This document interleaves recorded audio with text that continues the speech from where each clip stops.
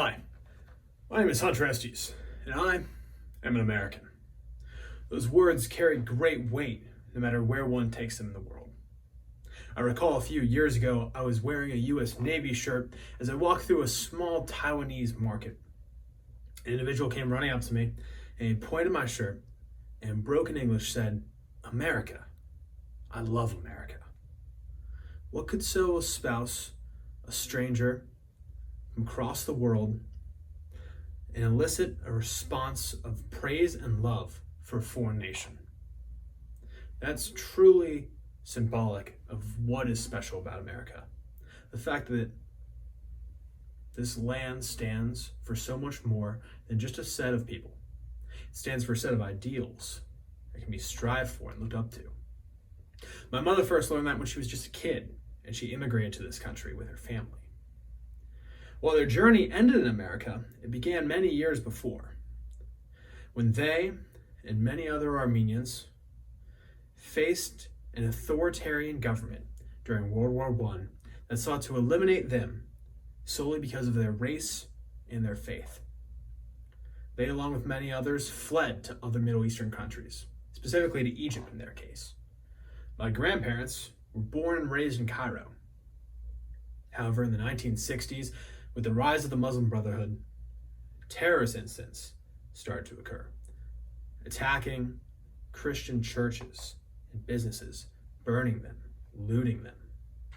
It was terrible. And so once again, for the second time in a generation, my family was forced to flee because of their faith. They eventually found America. And in so doing, for the first time, were able to practice their faith and speak freely without persecution. And that's why when my mom and her parents arrived here, they were able to say with pride that which they had so long dreamed: I am an American. The fact is that folks from around the world hear the words America, they see our symbols, our flag, and they're filled with hope. It reminds me of that line which Ronald Reagan used to say, echoing the early American pilgrim John Winthrop, that America is called to be as a shining city upon a hill. However, that shining light doesn't come from a bunch of lamps or flashlights or something. It emanates from the presence of God and his blessings, which we choose to recognize. America, from our very founding, dared to be revolutionary and to put into words the natural rights which God gave unto us.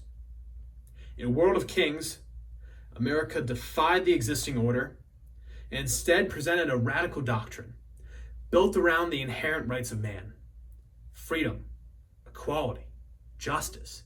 And they declared that these would not just be the privileges of the few, but instead the rights of the many.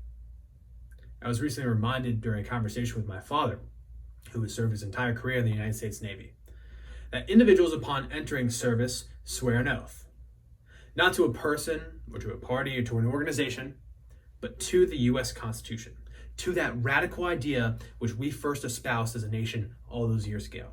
They swear an oath to fight all enemies, both foreign and domestic, that would seek to tear apart our American system. Unfortunately, today, we find ourselves in a time of crisis, as some do seek to tear down this system. One need only loosely pay attention to the devolving political situations across our nation to know that something doesn't seem quite right. And the pandemic has only exacerbated many of these issues. In many states today, abortion clinics and casinos have been allowed to reopen, but churches, mosques, and synagogues have been forced to remain shut. On campuses, once bastions of free speech, many of them now silence dissent and demand full conformity of opinion in line with liberal orthodoxy. The fact is that domestically, a new political philosophy has emerged, which seeks to tear down many of the founding principles of our nation. There are folks my age that openly advocate for and discuss the advancement of communism and other political philosophies that are fully at odds with our system of government. But I know that one need only look across the pond of the Pacific Ocean to that nation of China to be reminded of what happens when one follows through on the tenets of communism. The rights of the individual are crushed. Dissenters disappear. Religious leaders are imprisoned. Expectant mothers are forced into abortion. Concentration camps are set up and millions of Muslims are sent to them.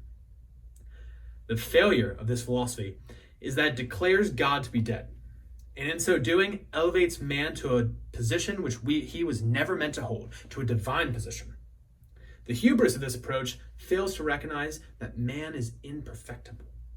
Utopia is not possible on this earth, and the pursuit of it has led to tremendous amounts of violence and tragedy and poverty and want in human history. I'm reminded of an old joke that used to be told about the Soviet Union.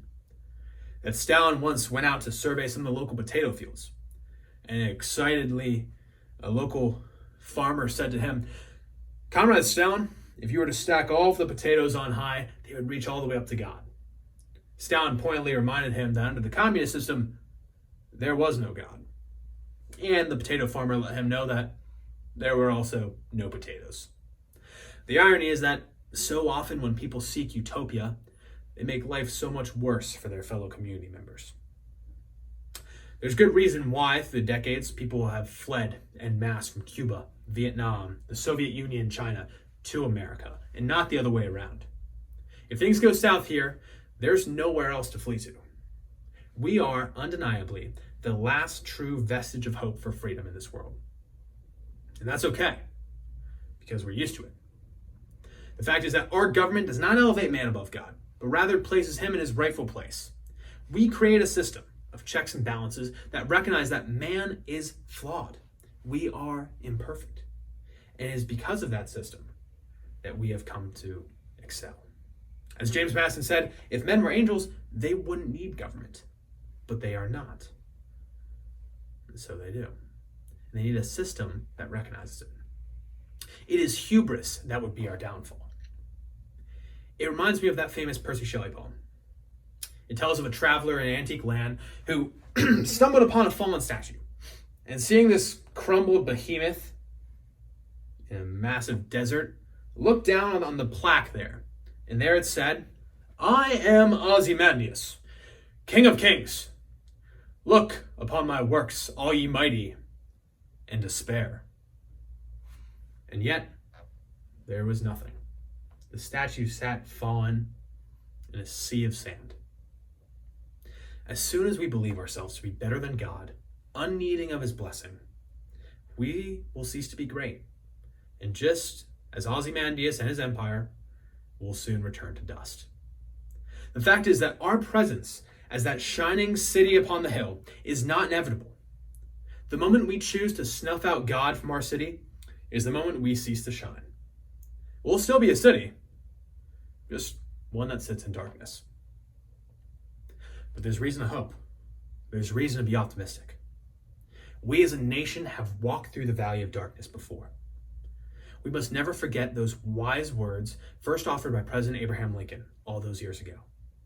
Intelligence, patriotism, Christianity, and a firm reliance on him, who has never yet forsaken this favored land, are still competent to adjust in the best way all our present difficulty.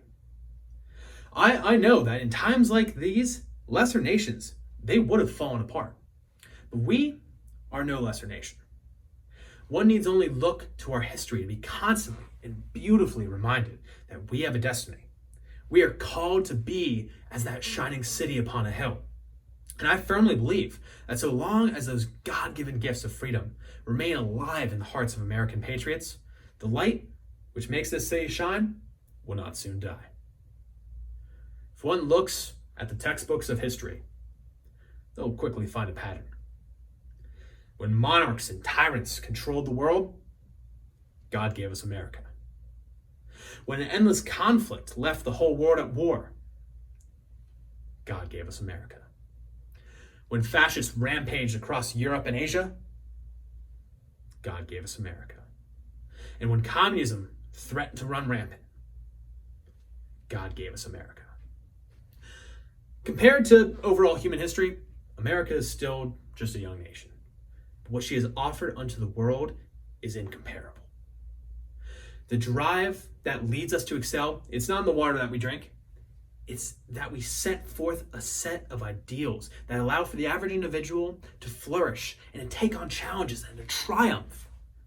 That is why, across the globe, from the Taiwanese market to that small family all those years ago in Cairo, Egypt, people dream of being Americans. They dream of being able to say, I am an American. And they dream not of our beautiful beaches or mountains or our lush forests. They dream to be a part of the set of ideals which we have defended for all these years. That is the beauty of this nation. America is truly a gift. May God ever shed his light on her. Thank you.